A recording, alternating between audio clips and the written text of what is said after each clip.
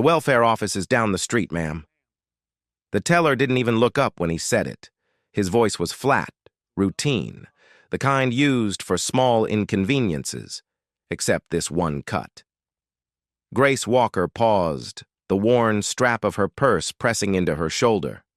Around them, the bank hummed with quiet efficiency, clicking heels, printers, the soft rustle of money.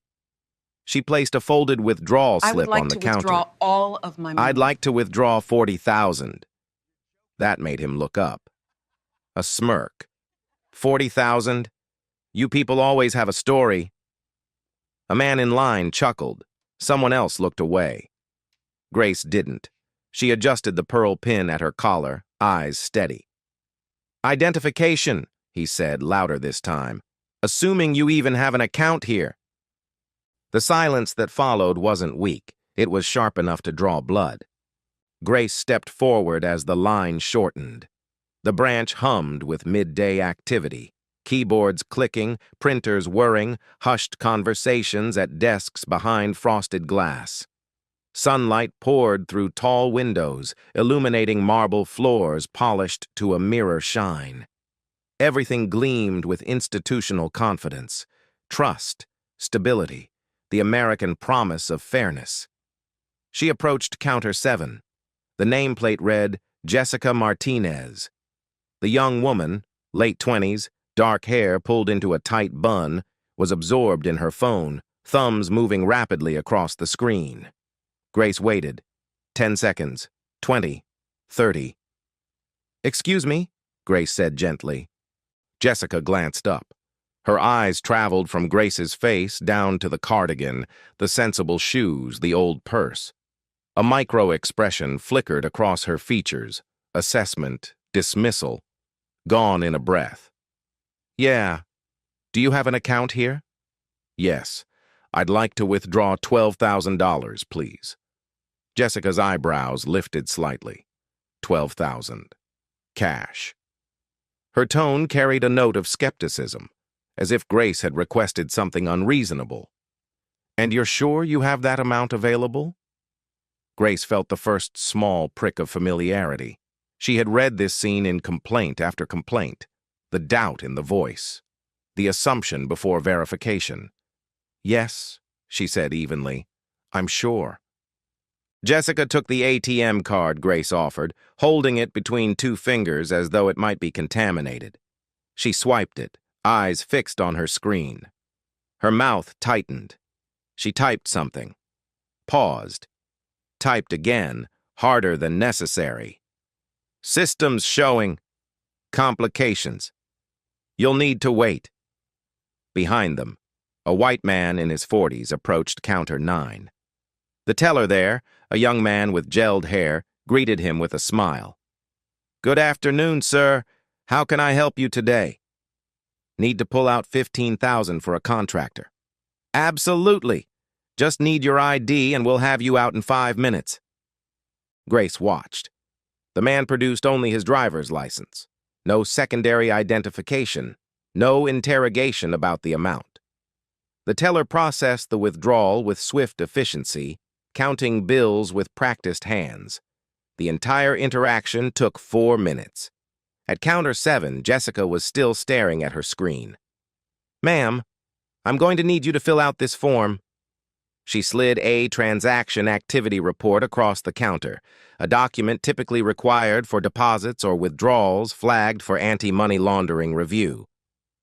And I'll need 2 forms of ID plus proof of your current address. Grace kept her voice calm. For a $12,000 withdrawal from my own account, new policy. Jessica's expression was flat, bureaucratic. Source of funds verification. Do you have a problem with that? There was no such policy. Grace knew every regulation Liberty Trust operated under. She had helped write some of them. A woman in line behind Grace, black, perhaps 50, leaned toward her companion and whispered, "She always does this. Always." Grace nodded slightly, acknowledging the solidarity. She took the form and began filling it out, her pen moving with deliberate care. She noted the time on the wall clock, 12:23. 8 minutes at the counter. No progress. She reached into her purse and withdrew her driver's license and social security card. She placed them on the counter next to the completed form. Jessica examined them as though searching for forgery. This address doesn't match what's in our system. I recently relocated my primary residence. Then I'll need a utility bill from the new address, current month. I don't have that with me. Jessica leaned back in her chair, crossing her arms. Then I can't process this today. You'll need to come back with proper documentation. Her tone suggested the conversation was over. Grace felt something shift inside her, not anger, not yet, but a cold clarity. This was not incompetence. This was choice. May I speak with your manager, please? Jessica's jaw tightened. For a moment, she looked as if she might refuse. Then she stood abruptly. Fine. Wait here. She disappeared through a door marked Management. Grace remained at the counter, her posture straight, her hands resting lightly on the marble surface. Around her, other customers were served. Transactions completed. People came and went. Only she stood still, a stone in a stream. She pulled out her phone and sent a single text to her executive assistant. Begin documentation. The response came immediately. Understood. The door opened. Richard Cole emerged, tall, white, mid-40s, navy suit sharp and expensive. Branch director. His face carried practiced authority, the look of someone who solved problems by asserting control. I understand there's an issue? His tone was cordial, but tight with impatience. Jessica spoke first. This customer doesn't have proper documentation for the withdrawal amount. She's been resistant to our security protocols. Grace turned to Richard. I've provided my ATM card, driver's license, and social security card. I completed the activity form. Your colleague processed $15,000 at counter 9 with only a driver's license. Richard glanced toward counter 9, then back. His assessment was swift. Her age, her worn cardigan, the frayed purse strap. Something hardened behind his eyes. Every account has different verification levels based on activity and risk assessment. We can't discuss other customers. I'm not asking you to. I'm asking why requirements appear selectively applied. The word landed deliberately, selectively. Richard's cordial mask thinned. Ma'am, if you're implying impropriety, be careful. We follow federal regulations precisely. The address mismatch in your file is a legitimate concern. The address reflects a recent corporate relocation. Do you have documentation? Not with me. Then we have a problem. Richard crossed his arms. Banking regulations require identity verification. 12,000 cash is unusual. Combined with address inconsistency and limited recent activity, it raises flags. Unusual, inconsistent. Flags. Each word wrapped suspicion around her like wire. I've banked here 7 years, Grace said quietly. Never overdrawn, never fraudulent. I'm requesting my own funds. No one's interrogating you. But if you're uncomfortable with our security, you're free to bank elsewhere. The dismissal echoed through the lobby. Customers turned. A woman in line, the one who'd whispered earlier, slowly raised her phone. A small red light appeared. Grace saw it, did not react, kept her eyes on Richard. I'm not uncomfortable with legitimate security. I'm concerned these measures aren't applied equally. That's a serious accusation. It's an observation. Richard leaned closer, voice lower but still audible. Ma'am, I've been in banking 20 years. I know discrimination, and this isn't it. This is standard procedure for high-risk transactions. Without proper documentation, we can't help you. High risk. Not the transaction. Her. Grace typed a second message. Full protocol. Notify legal. The response came instantly. Standing by. She looked up. I'd like to file a formal complaint. Customer service forms are at the entrance kiosk. Richard gestured dismissively. But I should warn you, false discrimination accusations have legal consequences. The threat crystallized. Comply or be punished. Behind Grace, someone muttered, "This is wrong." Another voice, "Just let her get her money." Richard's jaw tightened. He glanced at the attention building, then back. "One more time. Do you have the additional documentation?" "No." "Then we're finished." He turned to Jessica. "Log this. Note the customer refused proper verification." Jessica's fingers flew across her keyboard. Grace remained still. The clock read 12:38. 15 minutes. Around her, transactions flowed, except at counter 7, where everything had frozen. "I'll wait," she said. "For what?" "For someone who can help me." Richard's expression went cold. "I am the branch director. There's no one above me here. If you continue disrupting operations, security will escort you out." Security. The word rippled through the lobby. Phones rose. The streaming woman's view count climbed. Grace felt the moment expanding beyond marble and glass, beyond Chicago, into something that would not be contained. "I'm not disrupting anything. I'm requesting service I'm entitled to." "You're entitled to nothing until you comply with our policies." Nothing. Grace looked at her hands, steady, patient, then back to Richard's face. Her voice was quiet, but it carried. "I wonder if you understand what policies you're actually enforcing." Richard's expression hardened. "I understand exactly what I'm enforcing. Security protocols protecting this institution." He straightened, pulling authority around himself. "If you'd like to continue, we can talk in my office. But I won't have you making accusations in front of customers." "I haven't made accusations, I've made observations." "Not from where I'm standing." Richard's voice rose slightly, enough for others to hear. "You've been asked repeatedly for standard documentation. You've refused. You've implied discrimination without basis. And you're creating a scene disrupting everyone else's service." The woman streaming, 1,147 viewers now, adjusted her angle to capture both faces. Grace kept her tone level. "I've provided everything typically required.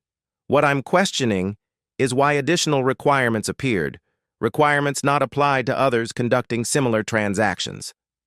Jessica spoke up, emboldened. "Maybe those customers had their paperwork in order." "My paperwork is in order." "The system says otherwise." Jessica's tone carried satisfaction. "And honestly, given your situation, I think we're being reasonable." "My situation?" Jessica hesitated, realizing her mistake. Richard smoothly intervened. "What my colleague means is we see patterns, certain account behaviors requiring enhanced scrutiny." He paused deliberately. "We have obligations to regulatory agencies, money laundering, fraud, serious concerns. Are you suggesting my account involves illegal activity?" "I'm suggesting 12,000 in cash, combined with inconsistent documentation and evasive responses, fits a profile we're trained to identify."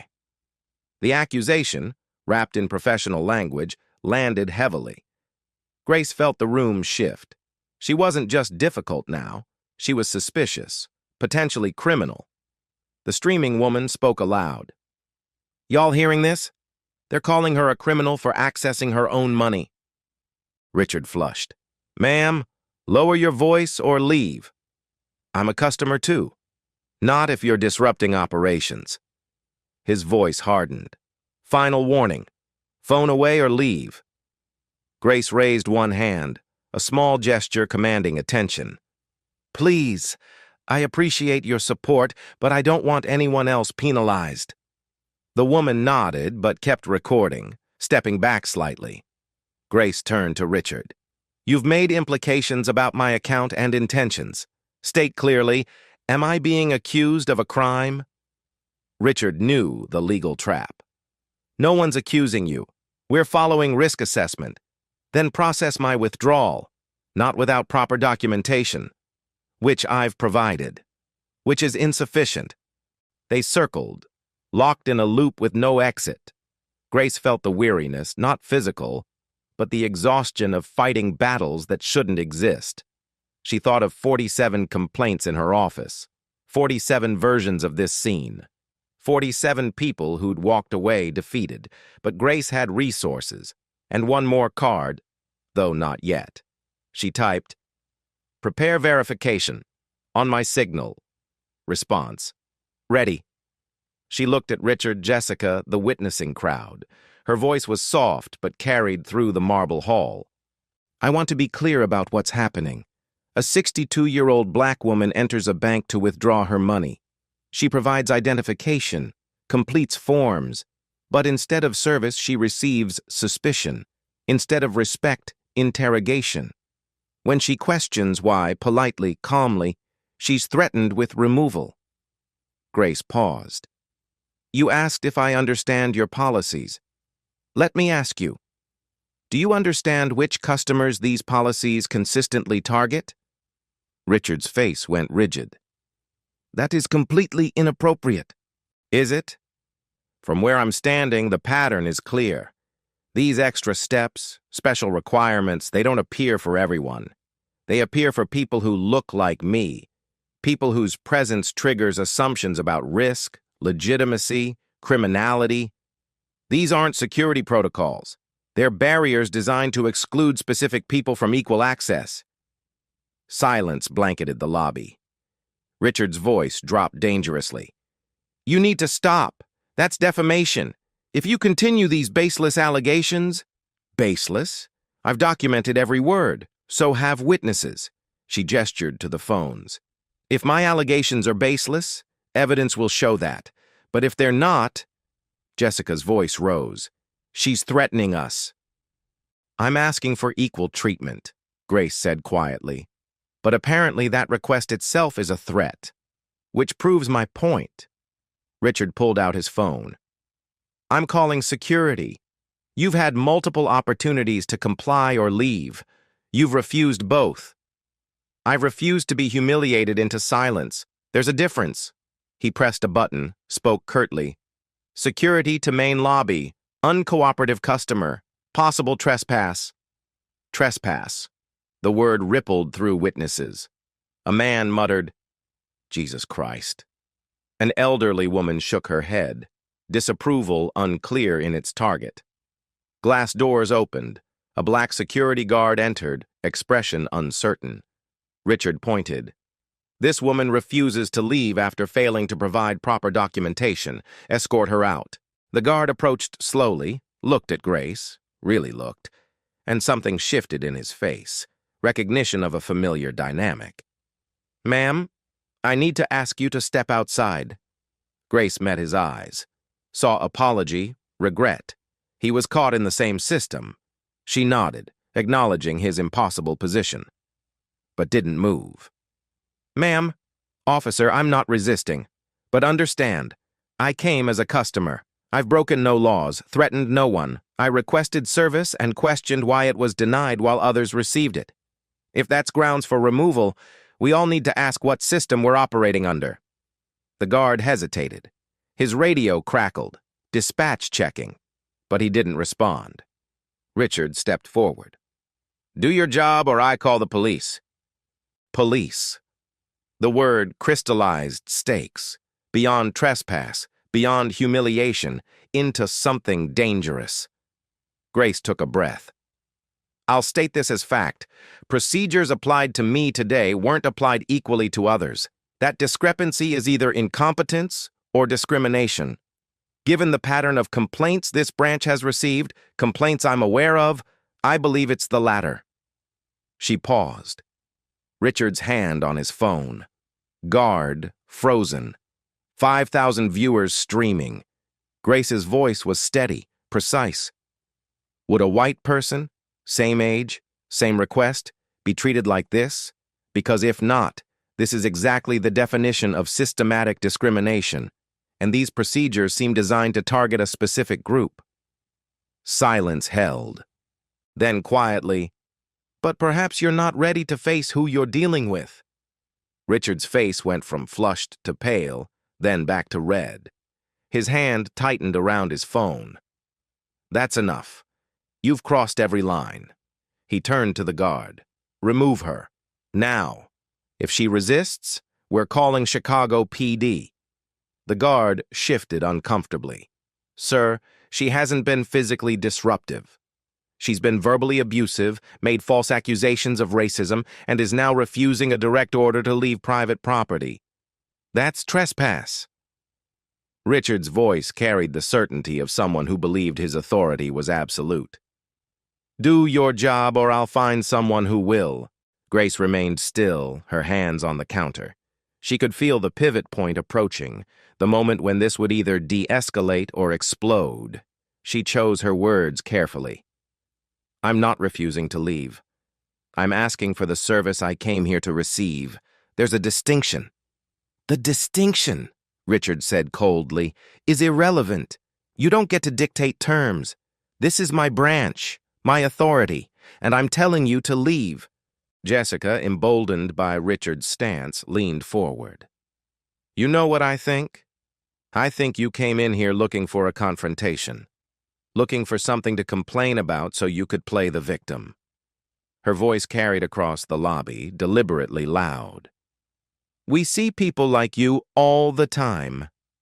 Come in with an attitude, refuse to follow simple rules, then cry discrimination when you don't get special treatment. The words landed like gasoline on embers.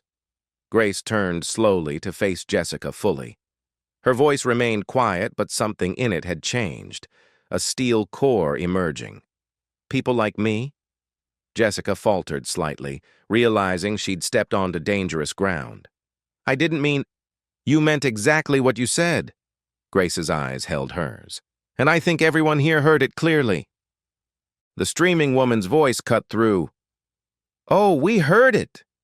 5,000 people heard it. Her view count had jumped, 5,847 now, climbing rapidly. Y'all getting this? She just said people like you to a black woman asking for her own money. Richard whirled toward the streaming woman. I told you to put that phone away. And I told you I'm a customer in a public-facing business. First Amendment applies. This is private property. Open to the public during business hours. I know my rights. The woman's voice was steady, defiant. And right now, I'm documenting civil rights violations in real time. Richard's control was fraying visibly. He pointed at the woman. You, out, now. Make me. The challenge hung in the air. Richard looked at the guard, who seemed paralyzed by conflicting instructions. Then Richard made a decision that would prove catastrophic. He pulled out his phone again and dialed. Chicago Police, non-emergency. I need officers at Liberty Trust Bank, 233 South Michigan. We have 2 individuals refusing to leave and disrupting operations, possibly mentally unstable. Send units immediately. Possibly mentally unstable. The phrase was a weapon designed to predetermine how responding officers would perceive the situation. Grace felt it, the escalation into genuine danger. She typed rapidly, Code Red! Police en route! Execute now! The response came instantly. Executing! A man in line, white, mid-30s, business casual, stepped forward. Hold on. I've been watching this whole thing. This woman hasn't done anything wrong. She asked for her money, you guys gave her the runaround, and now you're calling the cops? A Latina woman near the ATMs nodded. I was here last month. Same teller. She did the exact same thing to me. Made me wait 40 minutes, asked for paperwork nobody else needed. Me too, said a black man in his 50s. 3 weeks ago. Same attitude. Richard's face darkened. Everyone needs to calm down. If you're not conducting business, leave. We are conducting business, the first man shot back. We're customers, and we're watching you violate this woman's rights. The lobby was dividing now, some customers nodding agreement, others edging toward exits, several recording. The institutional calm was fracturing. An elderly white woman spoke up, her voice carrying authority. Young man, I've banked here 32 years. I've never been asked for half the documentation you demanded from this lady, and I've withdrawn much larger amounts. She looked at Grace. I'm sorry for what they're putting you through. Richard's voice rose. Ma'am, you don't understand the full context. I understand perfectly well. I may be old, but I'm not blind. More phones came out. The streaming woman called out, 7,000 viewers now. This is going viral. Y'all better hope you're on the right side. Jessica looked at Richard desperately. What do we do? We wait for police. But Richard's certainty was wavering. He looked around at the phones, the witnesses, the growing crowd whose sympathies clearly lay with Grace. A young black woman in scrubs pushed through. I just saw this on Twitter. Liberty Trust racism is trending citywide. 10,000 tweets in 5 minutes. She looked at Richard. You have no idea what you've done. Richard's phone buzzed repeatedly. He glanced at the screen. His face went ashen. Text messages flooding in. Emails, notifications. The digital wildfire was reaching him in real time. The glass doors burst open. 2 journalists entered, cameras rolling. Channel 7 News, we're getting reports of a discrimination incident. Richard moved toward them. You can't just come in. Public accommodation, sir. Freedom of the press. The reporter spotted Grace and headed toward her. The streaming woman called out, I got the whole thing on video, from the beginning. Richard was losing control of the narrative in real time. He grabbed Jessica's arm. Get everyone from the back offices. I need witnesses. Witnesses to what? Jessica's voice had gone shrill. Richard, maybe we made a mistake. We made no mistake. She didn't have proper documentation. A new voice cut through the chaos, calm, measured, carrying natural authority. Did you?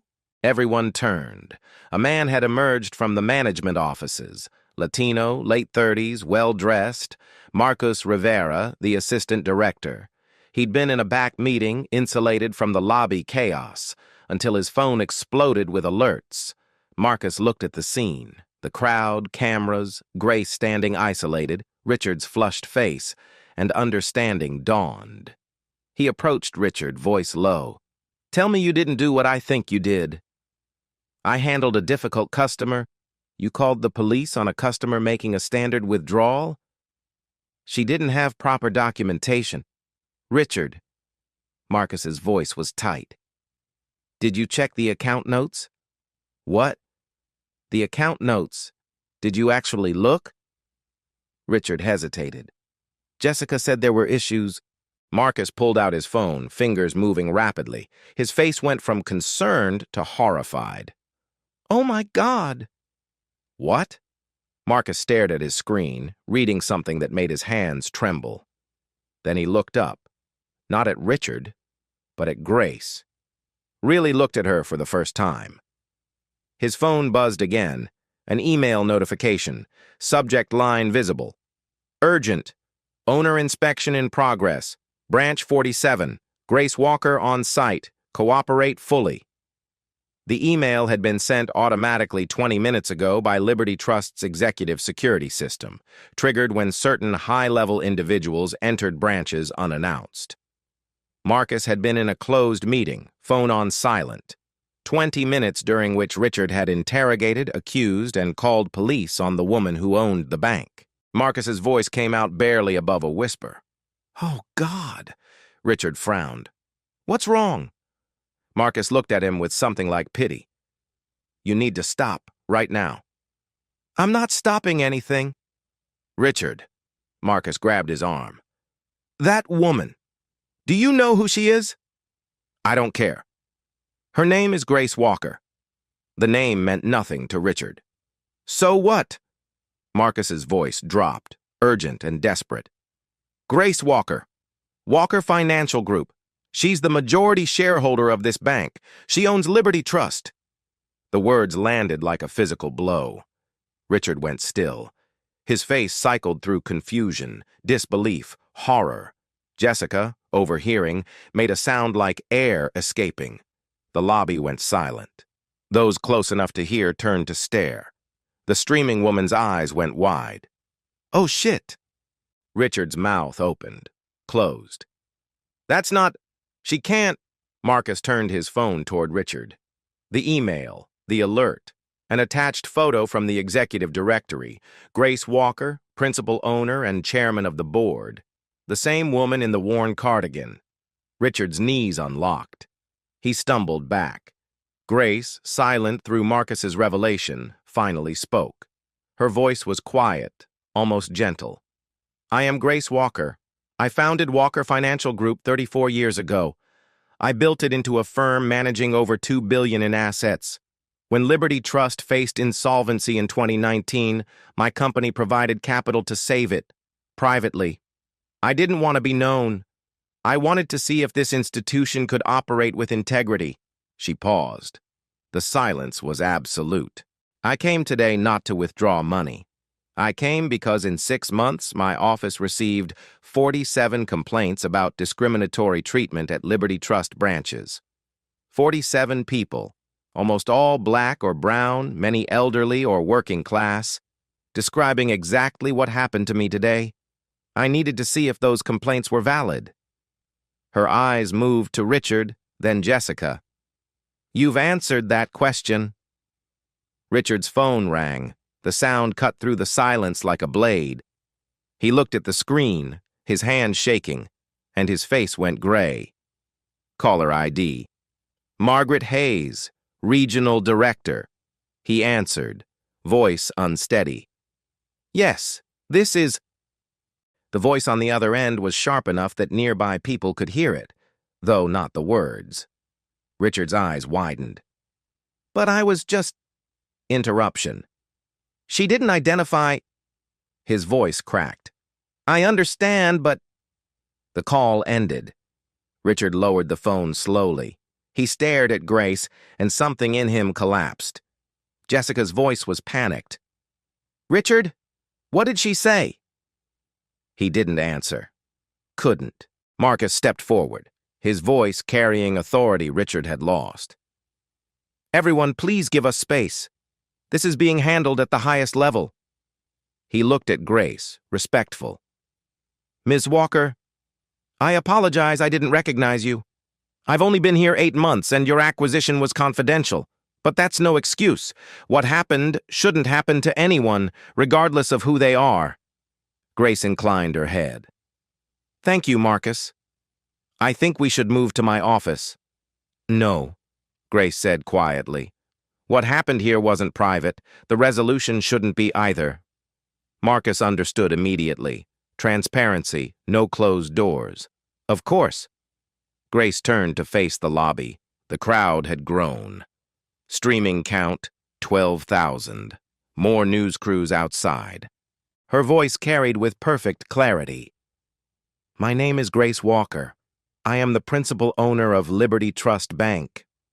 I came here today to investigate complaints of discriminatory practices. What I experienced in the last 37 minutes was systematic bias disguised as policy. She paused. I was questioned, delayed, accused of criminal activity, threatened with police, all for a routine withdrawal. The employees believed they were following protocol. That's precisely the problem. If protocol itself is discriminatory, following it doesn't make you innocent. It makes you complicit. Richard made a sound, almost a protest, but no words came. This isn't about punishing individuals. It's about exposing a system operating on assumptions about who belongs, who deserves respect, who can be trusted. Those assumptions are invisible until tested. She looked at the cameras. I am a black woman, 62. I dress comfortably. I don't announce my status. Because of that, I was presumed to be a problem, a risk, possibly criminal. That presumption was never explicit. It was embedded in every extra question, every additional requirement. Silence except for camera whirs. What angers me most isn't what happened to me. I have resources, power. What angers me is how many people experience this and have no recourse. They absorb humiliation, walk away, internalize the message they don't belong. Her voice hardened. That ends now. We will examine every policy, training program, risk metric. Who gets extra scrutiny? Who gets benefit of doubt? We'll look honestly at the data. The doors opened. A black woman entered. perhaps 50, gray suit, moving with authority. Margaret Hayes, regional director. 2 blocks away, she'd made it in minutes. She walked to Grace, extended her hand. Ms. Walker, I'm Margaret Hayes. I'm deeply sorry for what happened. Grace shook her hand. How much did you know about the complaints? Margaret didn't flinch. I knew we had complaints, not the extent, not the pattern. I failed in oversight. Yes, you did. So did I. This is my bank. I trusted the system to correct itself. That was naive. What do you need? Immediate action, transparently, publicly. Grace gestured to cameras. People should see how institutions respond when exposed. Margaret faced the lobby, cameras, the watching world. Effective immediately, Richard Cole is suspended pending investigation. Jessica Martinez as well. We'll interview every customer who filed complaints and offer compensation for harm caused. Jessica made a choked sound. Richard stood motionless. Margaret continued. Liberty Trust will review all protocols across every branch. We'll partner with civil rights organizations to redesign training, and we'll establish an independent oversight board. She looked at Grace. Is that a beginning? It's a beginning, but only if sustained. Institutions change with consistent effort. I'll be watching. The streaming woman, Keisha Thompson, spoke up. What about customers who can't fight, who walked away humiliated? What happens to them? Grace pulled out her phone. I'm establishing a fund now, $50 million, resources for customers who've experienced discrimination, legal support, counseling, advocacy. Keisha's eyes widened. 18,000 viewers now. Grace looked at the camera. If you've been discriminated against, document it. Report it. Don't stay silent. Silence protects the system, not the people hurt by it.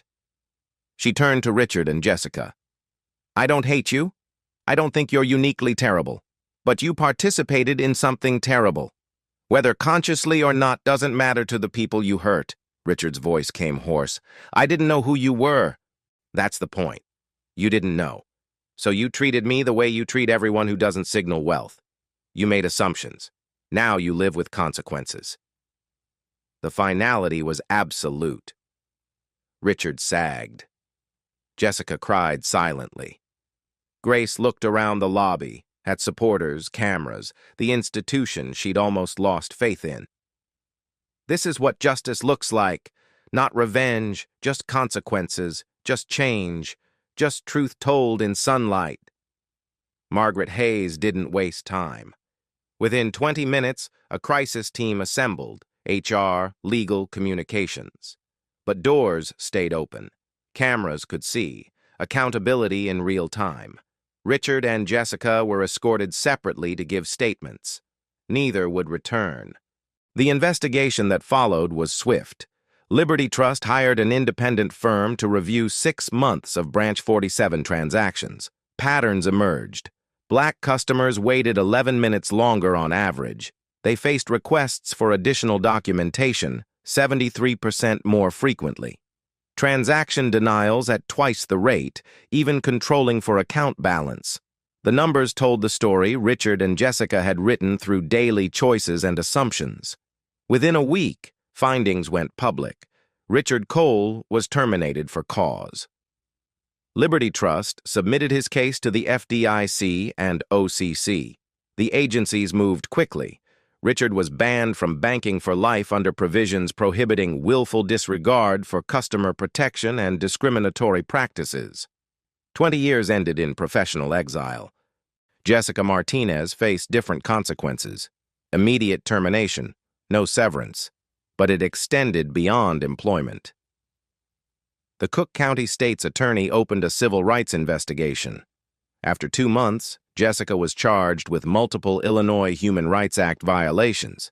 She faced $50,000 in fines and 18 months probation, requiring anti-bias training and 100 hours community service with organizations serving communities of color. Violation meant jail time. In court, Jessica wept.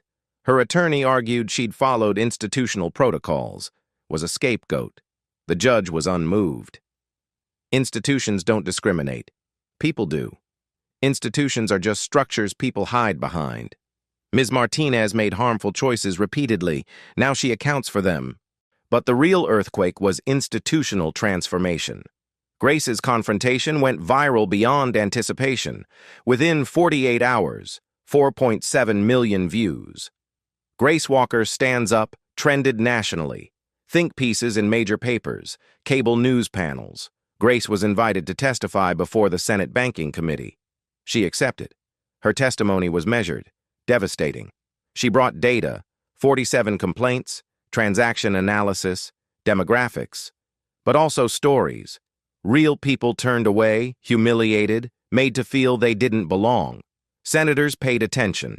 Within 3 weeks, the Financial Services Fairness Act, requiring federally insured banks to conduct annual anti-discrimination audits, provide transparency reports, establish independent oversight.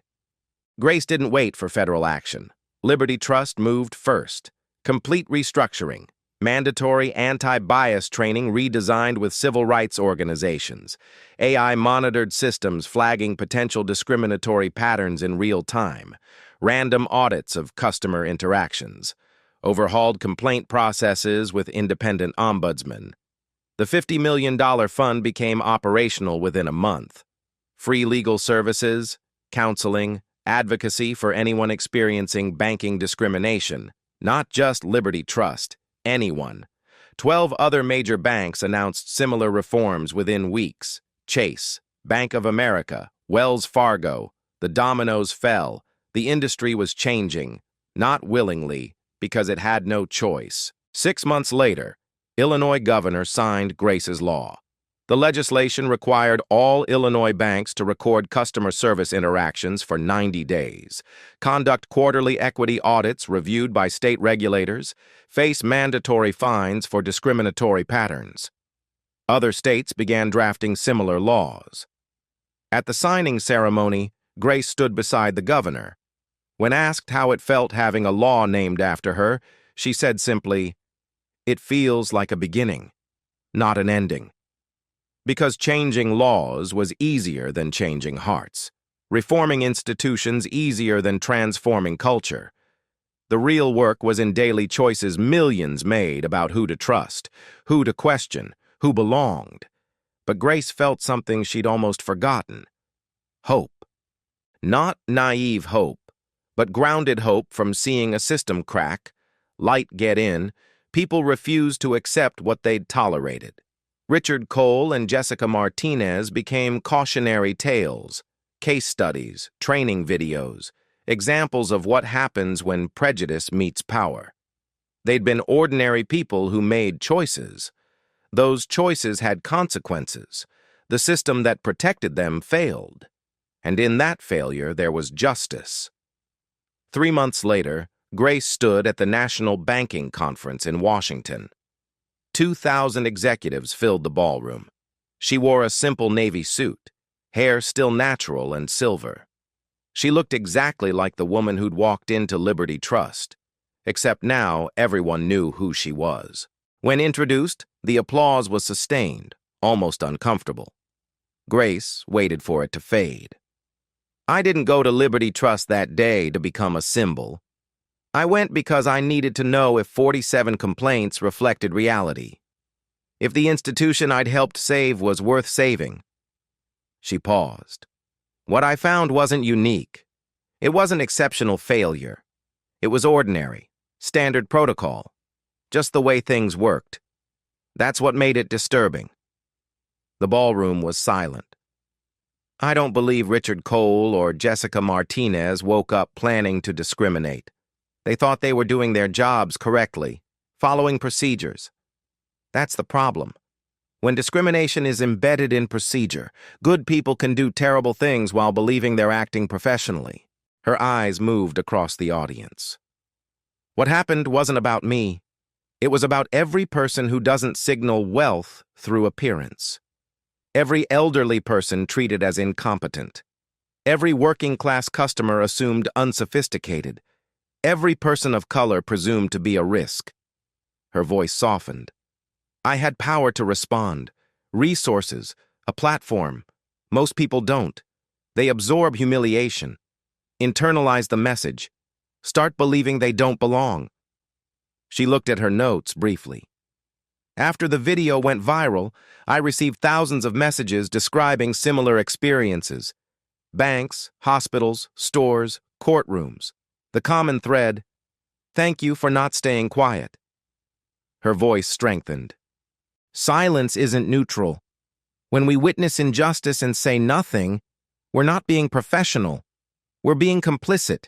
Speaking up doesn't mean being angry. Sometimes it just means standing there calmly and refusing to accept what's unacceptable. She gripped the podium.